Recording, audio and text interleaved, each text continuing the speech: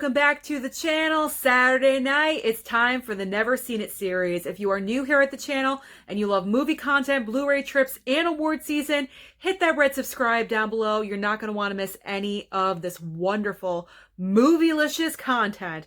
So, Never Seen It series, really quick because movie theaters are closed. I've decided to go through my collection of Blu-rays and watch the movies that I have never seen before, that I've been putting off for a really long time. Now is the time to watch them. So yet again this week, kind of a lame week, two movies, technically three movies. I'll let you know about that in a second. One of them is Casablanca, and I know I said I was going to watch Shawshank Redemption as well. I just did not get around to it. A couple of my nights were kind of hectic with things to do. I'm going to try to make up for it this coming week. All right, so let's talk about the first one. It's Casablanca. It is regarded as one of the greatest movies of all time. You have Humphrey Bogart and Ingrid Bergman in this classic black and white movie. I think it's on the list at number 3 of greatest movies of all time. I've got to say, what is it about a black and white movie that just makes you want to hunker down and get comfortable, and you're wrapped up in a blanket and you're just so invested in the story and what's going on? At least that was my experience. However, I gotta admit, I was a little confused with the plot line, with the story. Not the love story. That was pretty, straightforward.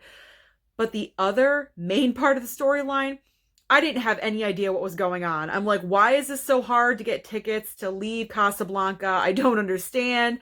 I know it's during World War II, and it was different times back then, but I was just kind of confused by the whole thing. I know I'm going to have to probably watch it another few times to get the gist of the entire film. But overall, I'm really glad that I watched Casablanca.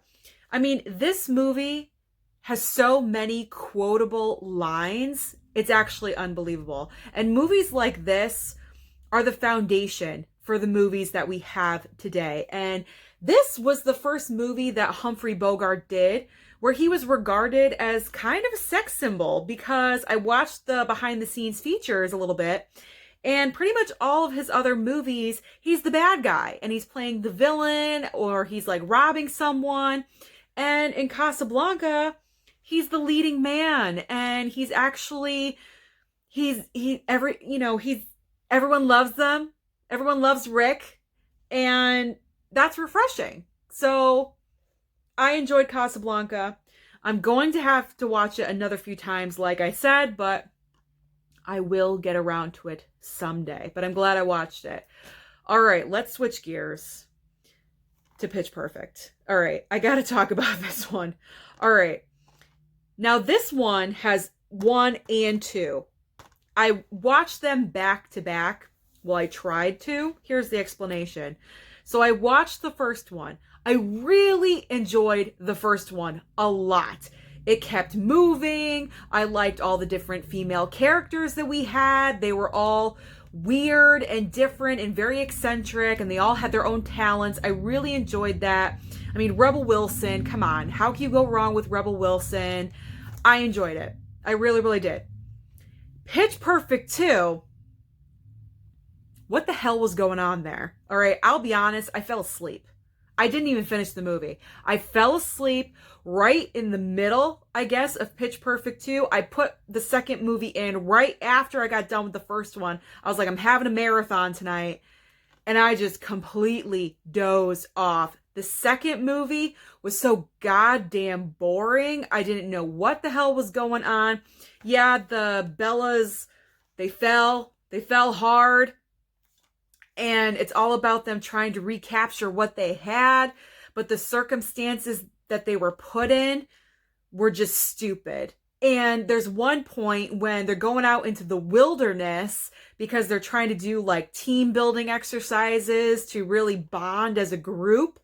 And the only reason that they put that in there was because, I forget her name, but the lead character in the first movie, the really annoying blonde that wanted everything to be how she wanted it, she was there as a leader of the wilderness camp. And so that was just an excuse to have her back in the movie. I thought that was a really dumb thing to do. I'm sure they could have incorporated her in a different way, but come to think of it, I think that's where I started falling asleep, was the wilderness scene.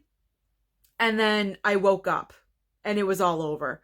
So I don't even know if I even want to watch Pitch Perfect 2 again, because I was really, really bored with it. They were just going to all these different places and it was just exhausting.